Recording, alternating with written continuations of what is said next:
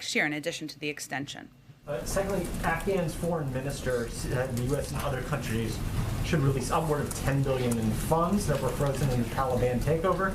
He told AP that sanctions against Afghanistan would not have any benefit. What circumstances are needed for the U.S. and its allies to release the money?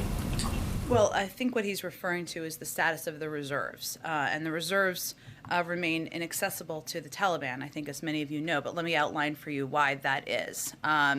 They're located in certain financial institutions in the United States and other countries.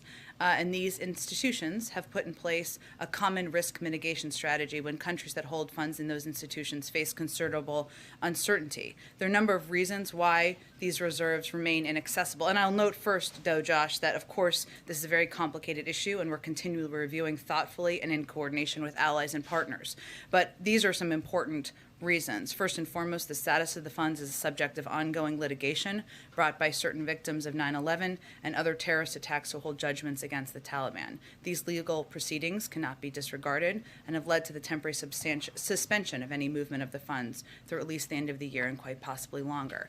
Second, the United States continues to face difficult fundamental questions about how it might be able to make reserve funds available to directly benefit the people of Afghanistan while ensuring that the funds do not benefit the Taliban. And obviously our objective as one of the world's biggest providers of humanitarian assistance is to get that assistance directly to the people. It is difficult to determine how that would not go through, that would not benefit the Taliban as it relates to these funds.